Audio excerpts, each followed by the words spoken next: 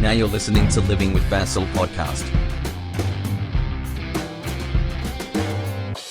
Hello, ladies and gentlemen. This is Bassel, and welcome to the 9th episode of Living with Bassel podcast. Today's episode will be about highlighting the main differences between working for a startup and working for a major corporation.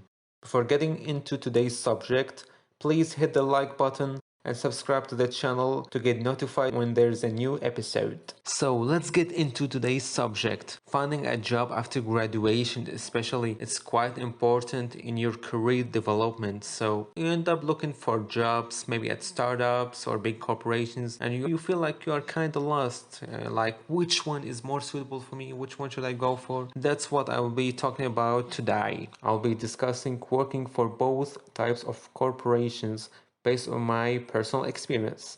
So I will kick off with working for SMEs. I worked for a startup between late 2020 until just last June.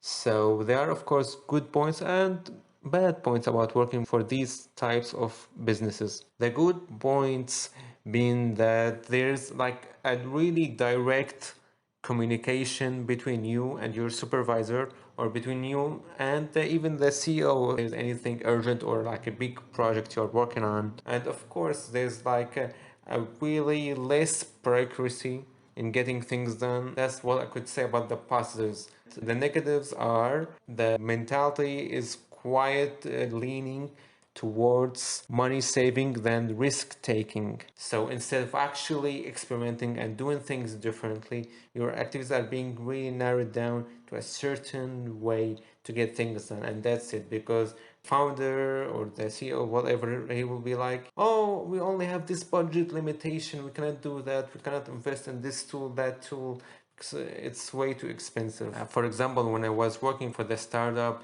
I barely used any new tools. I only was limited to kind of Google based products like Google Sheets, Google Docs. That's it. And unfortunately, I couldn't use like in-depth analytical tools like Microsoft Power BI or even IBM SPSS, which was like one of the main tools you could use for data analysis. So I just got stuck into Google Sheets and doing some formulas, basic formulas here and there, and that was about it. Now I'll be talking about my experience of working in a major corporation. The first thing I had noticed there is the amount of people in such a place, because in a small medium enterprise there are like 2 or 3 people at the office at the same time, while at a major corporation there are like hundreds of people there, which I found quite interesting because it had gotten me the chance to interact with different people from different age groups, different backgrounds, which completely improved my social skills. The second good thing about working for such a place is that you have much more freedom in experimenting with new tools and new services to improve the productivity of your own team and the company overall. For example, a colleague of mine at the company suggested, for example, Asana for team management, and it completely changed the game how we do things. We started to be more organized and we got things done way more efficiently. And for my own side, I suggested things to improve our Google My Business, which completely increased our sales and increased the amount of users for our website. Not only that, I also managed to use way more data analysis tools than ever. For example, Google Data Studio, Microsoft Power BI, Tableau, and even doubled down with a little bit of IBM SPSS. So it gave me way more skills than I had imagined before. But of course, just like any other place, there are also some downsides. For example, the amount of bureaucracy in getting things done.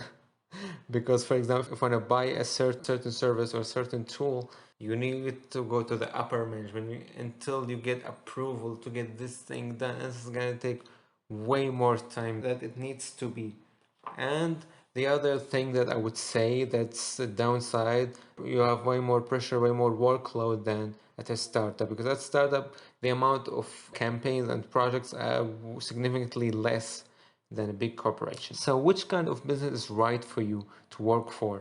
Well, to be honest, it depends on your personality and how do you want to get things done. For example, if you like to work at a place where so many projects, so many things are going on, and you like to challenge yourself and meet so many people then a major corporation is the right place for you. But if you like a bit more relaxed environment and less people to interact with and high dynamic and less bureaucratic environment, then the startup is the right place for you. Thank you so much for listening.